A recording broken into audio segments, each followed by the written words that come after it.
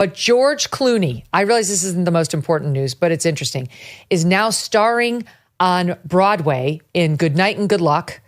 And I guess at the end of this show, he turns around and looks at the audience and offers a lecture. Three estates fail. When the judiciary and the executive and the legislative branches fail us, the fourth estate has to succeed. Has to succeed. As 60 Minutes is here right now on our first day. ABC has just settled a lawsuit with the Trump administration. Journalism and telling truth to power has to be waged like war is waged. It doesn't just happen accidentally.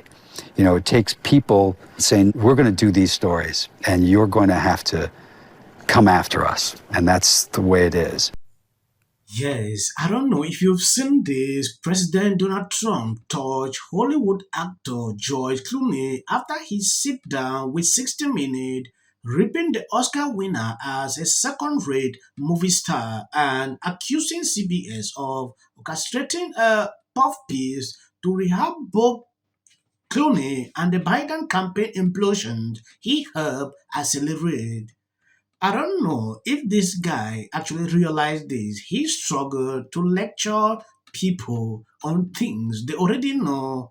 I saw this video and it is important. I show you Megyn Kelly sat down with Ben Shapiro to talk about this. I was raised a Democrat in Kentucky, so I've had a lot of fun in my life. You can imagine. It's been nothing but fun. Sure. And, you know, I've lost a lot of elections. The first time I voted, it was 1980, so I was a Carter guy, and Reagan won. And then I lost to some Bushes, and I won with some Clintons and Obamas, and I lost. And, you know, this is democracy, and this is how it works. And, you know, what the hell are you How'd it go this time for you? I forgot who you were supporting. Well, I don't know. What am I supposed to do? You know, storm the f***ing Capitol? You know, it's like, it didn't work out. That's what happened. Look, I hate to disagree with George Clooney about anything. It's like Sonny disagreeing with Idris Elba. It will never happen. Okay. But we had checks and balances under the Bushes. Those are gone thanks to the enablers in the Republican Party right now. Yeah, I will acknowledge here that his wife, Amal Clooney, literally was complicit in some of the worst propaganda of the last several years. She was involved in the International Court of Justice's attempts to actually prosecute the Prime Minister of Israel, Benjamin Netanyahu, for war crimes. She was a deep part of that. So she obviously wasn't speaking truth to power. She was part of the power. George Clooney has always been part of the power. This idea that he's ever speaking truth to power is nonsensical. That dude has more. He may have single-handedly been responsible for Joe Biden stepping out of the race. You recall that he wrote an op-ed in which he basically called for Joe Biden to step out of the race. And then the Democratic Party suddenly magically listened. So when he talks about this, like he's speaking truth to, what is the power inside, for example, his own party that he has ever spoken true, like real truth to and not been listened? I mean, he wields outsized powers. Again, this idea that he's like a powerless person who's fighting for the rights of the journalistic establishment. The journalistic establishment is what brought us here. This sort of worship that Clooney and others have for the journalismers. It's truly amazing given how poor they have been at actually exposing truth to the light of day. He's speaking beyond a point where people have any respect for journalistic establishment at all. I don't know who he's talking about. The American approval of the journalistic establishment is in the 20% range. So who is he even talking to right now, dreaming of a time when journalists were these speak truth to power, fedora wearing, hard-boiled, walking around the streets of Chicago reporting, like who working are these class people he is talking about? Yeah, exactly. It's all nonsense. You know, it's amazing to watch him talk about this. Like, now's the time. Where was he during COVID? You know, you saw last week the New York Times with its aha moment on COVID. You know what? We really need to talk about the fact that this looks like it came from a lab. How is it we didn't talk about that for 5 years? Because you, New York Times, were calling people racist who said it looks like it came from a lab. Like, and then Bill Maher the other night had this like aha moment of like, geez, it really looks like Fauci may have been kind of a villain and not, you know, all these leftists are coming around to the truth of things like, one example, 5 years later than the rest of us, because George Clooney's idea of journalism is to just toe the party line when it helps the left and say what needs to be said and bury what needs to be said, as so long as it will hurt the right. I mean, I'm just wondering, who are these journalists who aren't covering the Trump administration? They're like, who are they? It'd be great for him to call them out. Right. Hey, who are these journalists who are down. being so nice to the Trump administration all the way through? And when he talks about settlements that these various outlets are making with President Trump, that's because they literally engaged in slander and libel of President Trump. And they thought that they were going to lose a big settlement to him. It's not because they're trying to buy access to the president of the United States by paying him money. And if he's going to make that actual argument, then probably he should just make that argument. Till day, these people can't take it. They have been crying every single day about this settlement. I have seen this over and over. Even till now, they can't even still balance. If you made a mistake about someone, you should be able to own up and stand up for it. These people realize, like, they won't make it in court, or they didn't like to proceed with it. Reason they decided to settle. That was the best way. So these people coming here to run like they made a big mistake is crazy. Not only ABC, I have seen people, even Twitter, settle Facebook, settle Trump because they didn't want to drag things out. And as you say, it's not just that he said nothing. It's that he was there and said nothing for weeks until it became perfectly obvious that Joe Biden was going to absolutely get clobbered by Trump in November. And at that point, that's when he stood. Now, it would have been something if after that event, like the day after, he had said, yeah, I saw him on stage. He looked terrible, and we really need to get rid of him.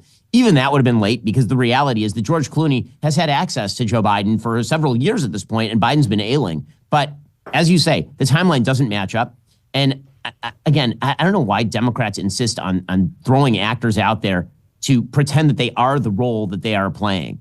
Right. George Clooney is not a doctor because he was on ER. And George Clooney is not a journalist because he's in Good Night and Good Luck. And because he was in One Fine Day with Michelle Pfeiffer back in 1996. You were still in your cradle. But they starred. I loved this movie because I was a young, kind of always aspiring journalist back then. I was a practicing lawyer, but I had been told in high school I should be a journalist. It was always in the back of my head. And so I love this movie because she's like this, up and comer. And he worked, I think, for the New York Daily News or something like that. But anyway, it was like the two of them at the height of their fame. Yes, the way the mainstream media is struggling to report this, like the interview appears to have touched a nerve as the president unleashed George Clooney in a late night screw on Truth Social. Trump ripped the actor for having done Biden like before backing Vice President Kamala, and also reiterated claims about CBS editing of Harris' 2024 60-minute interview central to his $10 billion lawsuit, and took fresh shot at the media embarrassing and dishonest handling of coverage leading up to the election. Trump did not actually play with this because it triggered him to a way I didn't see coming. When you take a look at what Trump said, why would a now highly discredited 60 Minutes be doing a total puff piece on George Clooney, a second-rate movie star and fair political pundit? He fought hard for Sleepy Joe election, and then right after the debate, dumped him like a later, I assume under others from the Obama camp, push all out for Kamala, only to soon realize that that was not going to work out too well. 60 Minutes even finally inserted fake news, fake answers into her disastrous interview just before election day in one of the most embarrassing and dishonest events in broadcast history. And now, just Clooney again, his press agent should be making a fortune. That is Trump responding to this guy. Trump did not blink. He went there, start calling Trump name again. Crazy, right? We saw what happened with Obama during that time. They had this fundraiser. Biden was really unaware what was actually happening. If you see any clip after this, that is just for the YouTube algorithm. You can stop here. God bless you. The nerds that own the politician, all nerds. these tech nerds that want to build robots because they don't know how to talk to hot women. Kid Rock was here a couple of weeks ago, and he said, I want you to meet Trump. He said, I'm going to take you to the White House. So now we're going to do that. I think that's and a good there will be conversation. lots of people on the left who will be like, how dare you talk to this man? It's like, you know, I'm not where When I look at my life right now and I ask myself, which political party has made my life worse? It's not the Republican Party. Locally speaking, the Democrats have complete control and they have nearly destroyed my family's livelihood. Okay? We are living in trash and squalor Who's getting these? Texas, Florida, Idaho. Done nothing but talk smack about the president since day one. Actually moderate, against war, anti-war. Good for you. Well, the two stars are Gal Gadot, before you, who she was in the Israeli Defense Forces. She's Israeli, and then Rachel Zegler plays Snow White. I think Gal plays the. I mean, you must have a feeling in your gut. Or fuel on the fire that there's a potential. The economy added 16 points. Your show's on YouTube. It's a different mechanism. It's the same thing, though. Let me ask you your opinion on this. Saturday Night Live, 50th anniversary. It's the same thing that when I see not all black Republicans, but I see a black MAGA person who is carrying Donald Trump's water and they know that he's lying. It is the shortest line to the front. Because if you're black and you're whatever, you're just in line with a bunch of other Democrats that are doing the same thing that you're doing. And you know what their attitude is? I made my money all by myself.